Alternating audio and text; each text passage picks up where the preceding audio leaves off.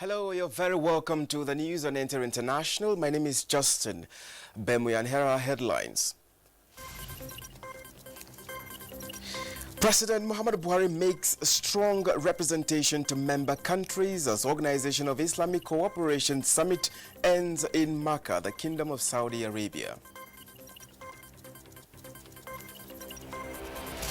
President Muhammadu Buhari to host leaders of Lake Chad Basin Commission in Abuja.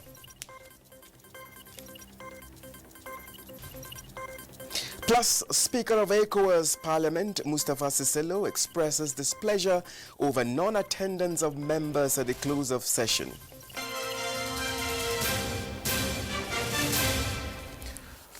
Well, thank you very much for joining us. President Muhammadu Buhari has made a strong representation to member countries of the Organization of Islamic Cooperation to ensure that values of tolerance and moderation continue to guide their actions as they collectively seek to promote global harmony, peace and security. In his address to the 14th Ordinary Summit of the organization in Makkah, Saudi Arabia, the president also urged them to do more in poverty alleviation, combating terrorism and insecurity, humanitarian services, as well as enhancing food security. State House correspondent Adamu Sambu has details. With the theme Makkah Summit, hand in hand towards the future, the event provided the opportunity for member countries to deliberate on the best ways of addressing contemporary challenges facing them, especially those that have assumed grave dimensions in recent times and require serious and coordinated approach for lasting solutions. President Muhammadu Buhari, who is the third Nigerian leader to attend the summit of the OIC in person, spoke on behalf of African leaders at the closed-door session. He condemned all terrorist acts against member states and stressed that the fight against the menace should be prioritized, especially in preventing and suppressing the acts through increased international solidarity and cooperation. He particularly acknowledged the support of the OIC to Nigeria and West Africa in not only countering the menace of terrorism and armed criminality, but also alleviating the attendant humanitarian crisis, saying, however, that more still needs to be done. He made a strong statement about science, technology, and innovation, which I feel the fund that OIC has in place, if that is given to Nigeria or we are able to benefit from it, it will go a long way in promoting science, technology, and innovation in our place. He requested the OIC also to redouble their effort in the poverty alleviation in Africa. President Buhari also applauded the decision of the OIC to support the interbasin water transfer project towards recharging Lake Chad, as well as the robust intervention of its various institutions, particularly the Islamic Development Bank Group, in the implementation of national development projects in Africa. The issue of Lake Chad, which as we all know has been very dear to Mr. President's heart, especially because the livelihood of almost 30 million people is being threatened by that recession. And as you are also aware, there has been that program of recharging the Lake Chad, and OIC has now adopted a resolution that will help in recharging the Lake Chad. So that as a significant contribution not only to Nigeria in particular, but to Africa as a whole. President Muhammadu Buhari also recognized the pivotal role of science, technology, and innovation in member states' efforts towards addressing global challenges linked to issues of environment, climate change, human health, energy sources, and water resources, saying Africa is committed to supporting collaborative research programs. From Makkah, Saudi Arabia, Adamu Sambu, NTA News. In the meantime, member states of the Organization of Islamic Cooperation have reiterated their position against all forms and manifestations of terrorism, regardless of its motives and justifications. In a communique at the end of the Makkah Summit in the Kingdom of Saudi Arabia, the participating countries promised to adopt a comprehensive approach towards eradicating extremist ideology and draining the swamp terrorism breeds. And again, State House correspondent Adamu Sambu has details. The summit, which coincided with the 50th anniversary of the organization, had in attendance leaders and heads of state of the 57 member countries. In addition to the core issues of restoring the national rights of the Palestinians and other long-standing unresolved conflicts in Syria, Yemen and Libya, the OIC also took far-reaching measures towards enhancing peace and development in member countries, while affirming its support for the Sahel region in building the capacities of the defense and security forces of member countries to counter terrorism and combat organized crimes. The organization expressed full solidarity with Nigeria and other Lake Chad Basin countries facing grave security challenges occasioned by the Boko Haram insurgency. To this end, the Council of Foreign Affairs of the OIC has been requested to mobilize political commitment as well as undertake development and humanitarian activities. The conference further confirmed the decision to support the ongoing project of recharging Lake Chad, given its socio-economic importance for member countries of the region. Well, essentially the major takeaways include interventions and support in areas of our national priorities, and which means that Nigeria now need to leverage on these resolutions to be able to drive maximum benefit and value from these resolutions and from the support of the OIC. Essentially, you only have a takeaway when you are able to access, the possibilities and the prospects of each of these resolutions that have been passed. African countries are encouraged to come together and handle their crisis.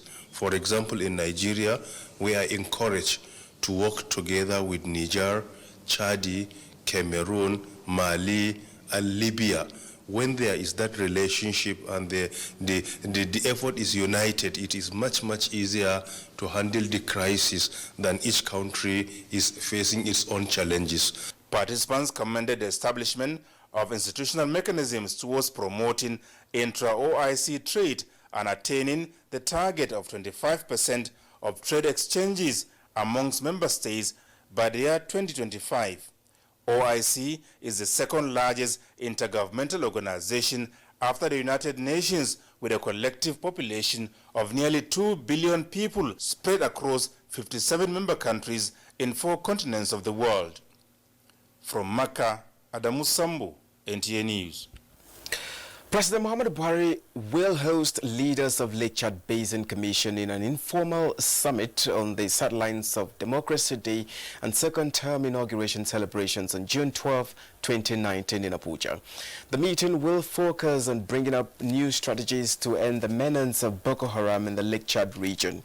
At a bilateral meeting with President Idris Deby of Chad Republic in Makkah, Saudi Arabia, where both leaders are attending the Organization of Islamic Cooperation (OIC) summit, President Buhari said it was time for a new way forward that completely removes the threat of terrorism from Lake Chad sub-region. The Nigerian and Chadian leader agreed on the need for sub-regional leaders to sit down and agree on changing the strategy for a more sustained operation. Senior Special Assistant to the President, Garba Shehu, in a statement says President Buhari and President Idris Deby also discussed the challenge posed by rainy season to military operations against terrorism, agreeing to urgently review strategies that will bolster onslaught against insurgents. The two leaders talked about how the meeting in Abuja will respond to infiltration of displaced elements of ISIS. Speaker of ECOWAS Parliament, Mustafa Siselu, has expressed displeasure over the non-attendance of members of Parliament in the just concluded first ordinary session held in Abuja. The Speaker, who stated this in a speech to close the session, says henceforth he will not allow such members to be paid requisite allowances. Joseph Orok reports. The ECOWAS Parliament, the legislative arm of the ECOWAS, was constituted as a support body for the actualization of the integration and development programs of the West African sub-region. And so members of parliament are expected to contribute ideas for the effective implementation of the programs by the ECOWAS Commission. This, the Speaker says, has not been satisfactory, as most parliamentarians, especially members from Nigeria, have not been attending sessions. These some parliamentarians react. Well, for me, that was too personal because the parliament is not to attack individuals. Especially if you are a leader, you must be able to manage issues behind closed doors. He also raised issues that I thought were matters that should be dealt with in-house. If somebody doesn't attend sitting and request for payment and you block it, it's an administrative matter. So you deal with it administratively. The Speaker, however, used the forum to thank members of Parliament for efforts made in pursuing the different protocols for the integration of the sub-region and suits for the sustenance of the gesture. In Abuja, Joseph Orok, NTA News. Activities marking the commencement of the 2019 Easter pilgrimage to Israel are underway with the evaluation of the 2018 pilgrimage report. Stakeholders from all parts of the country converged on the Nigerian Christian Pilgrim Commission in Abuja to take stock of the level of the preparedness for the pilgrimage. And Delia Tumbi tells us more. Pilgrimage leaders and managers of Nigeria evaluating the 2018 pilgrimage report with the insight of making 2019 pilgrimage better. During the period under review, Nigerian Christian Pilgrims Commission embarked on Easter, Main and women pilgrimages. In these three outings, 19,000 pilgrims participated in what was adjudged as successful. In the Easter pilgrimage, however, 255 visas were denied, while during the main, 471 intending pilgrims were also denied visas. Available statistics shows that in the Easter pilgrimage in 2018, 19 pilgrims absconded, with Rivers State topping the list with 14 abscondments, while during the main pilgrimage, 21 persons absconded, with Delta State topping the list. It is in the light of this that the Nigerian Christian Pilgrims Commission is working around the clock to continue to project the good image of the country, with emphasis on pilgrimage leaders to work hard and ensure zero abscondment. We want to build a people that will come back and contribute to the faster development of Nigeria. We want people who will be spiritually conscious and awake, who will be developmentally alive, and who will be socially alert to teamwork in making Nigeria to work. We believe that every citizen can work with government to make something better out of our nation and to turn what we have into a meaningful industrial base. In 2019, 19,000 pilgrims are expected to participate in the pilgrimage, with premium on quality of pilgrims and not on quantity. In Abuja, Dele Atumbi, NTA News. And Surudin Grammar School, Surulere, Lagos, is to represent Nigeria at the third 2019 Stockholm Junior Water Prize competition, scheduled to hold in Sweden in August. This followed the school's victory at the national competition, which took place in Abuja. Butua Mila reports that 30 countries across the world are to participate in different scientific methods to provide clean water for the globe. The Stockholm Junior Water Prize was instituted in 1997 to, among other objectives, to ensure access to clean water and eradication of water-related issues in the world. This national competition is the third in the series, which participants from 36 states and the FCT. The contestants here are between 15 and 20 years. The Federal Ministry of Water Resources says the competition is significant to the country and the world at large, as it intends to harness the potential of today's high school students in addressing current and future water challenges. We are trying to encourage the young entrepreneurs, that's the students, to engage in a water-related experiment, and in so doing, we can't sensitize them to engage in water programs.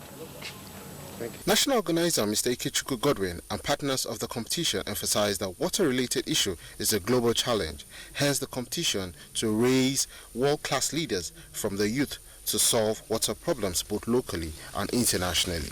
It's one that tends to make students try to look for solutions to environmental problems. It makes them creative. Their ideas can actually make a difference. And something that they're thinking about in their school, for example in Lagos or Akwa Ibom, that can be sort of scaled up and used on a regional or global scale. Is bringing ideas and trying to improve how we can have safe access to potable water. Ansarudin Grammar School, Surulere, Lagos, came first in the competition. When I came here, I was stupendously amazed by what I saw. And I'm really, really happy for myself and for my colleague today that we actually made it to the first position. Stockholm Junior Water Prize is the world's most prestigious youth award for water-related scientific subjects, with the final being held annually during the World Water Week. In Abuja, Butswamila, NTA News. If you're just joining us, this is the news on Inter International, reaching you from Abuja. Stay tuned for more news after this timeout. One Football Confederation, 24 teams, 6 stadiums, 4 cities, 504 African stars, 1 trophy. The Africa Cup of Nations Egypt 2019 comes alive from June 21 with the showpiece final on July 19, 2019. Watch the 52 matches of the tournament live on Africa's biggest and largest television network, NTA, in partnership with Hotsports. Be part of the biggest soccer fiesta in the African continent as the Super Eagles go on a bold mission to clinch the prestigious title for the 4th time, to the excitement of millions of fans across the length and breadth of Nigeria.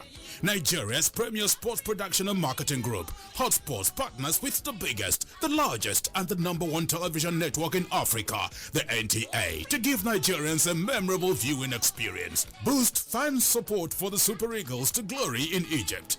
For inquiries, please contact Abubakar on 0803-331-0175 and Felix on 0803-308-2375. NTA, you can't beat the rich. You're welcome back. Wife of the President, Aisha Muhammadu Buhari, has donated various essential commodities, food items and wrappers to those affected by the activities of armed bandits in Katsina State. Mrs. Buhari, who performed the symbolic presentation in Batari local government area of the state, says the gesture is to cushion the effects of their hardship. And now turning to security matters, in continuation of its sustained airstrikes against remnants of Islamic State of West Africa province, elements of the fringes of Lake Chad, the Air Task Force of Operation Lafia Doli has severely degraded a terrorist hideout at Abaganaram in northern Borno State. The attack was executed following the discovery of the active terrorist settlement by a Nigerian Air Force intelligence, surveillance and reconnaissance platform on the routine mission. Accordingly, the ATF scrambled 2 Alpha Jet aircraft to attack the location, scoring accurate hits on 3 target compounds, which resulted in the destruction of the structures as well as the neutralization of some of the fighters. The Nigerian Air Force, operating in concert with surface forces, says it will sustain the efforts to completely degrade the terrorists in the northeast. Yeah. In order to effectively stamp out corruption in the society, there is a need for proper sensitization, especially in the public service, on its implications in the system. Director General of National Office for Technology Acquisition and Promotion, NOTAP, Dan Azumi Mohammed Ibrahim, said this as the office collaborates with the Independent Corrupt Practices Commission, ICPC, to help mobilize staff in curbing corruption. This collaboration is coming on the heels of the recognition that the greatest percentage of corruption is in the public service. The NOTAP Anti-Corruption and Transparency Unit is now coming with specific objectives of convincing workers to make them understand and appreciate the import of corruption as it affects the development of any society, beginning from the office. Though the unit had been in existence for some time, but it needed to be officially inaugurated. That is why we invited the ICPC to come and inaugurate the unit. So if any system wants to develop, if we have a cankerworm like corruption, we have to try to bring it to the barest minimum so that collectively we will move our nation forward. That sensitization exercise is very important. This development, the Director General says, will have a multiplier effect on the general society, with a view that sensitization and consciousness remains a major weapon to use and fight corruption.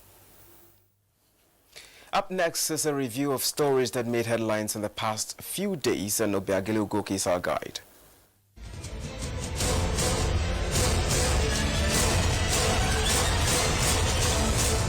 Hello and a warm welcome to the Week in Review. The 2019 presidential and governorship inauguration heralds our review this weekend.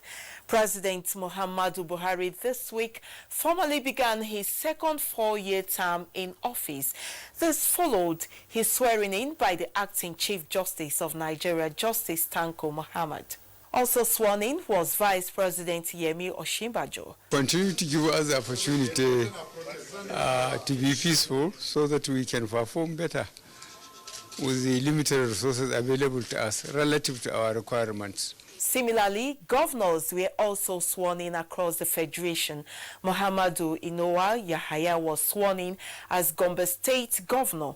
Governor Ahmedu Umaru Fintiri was sworn in as Adamawa State Governor.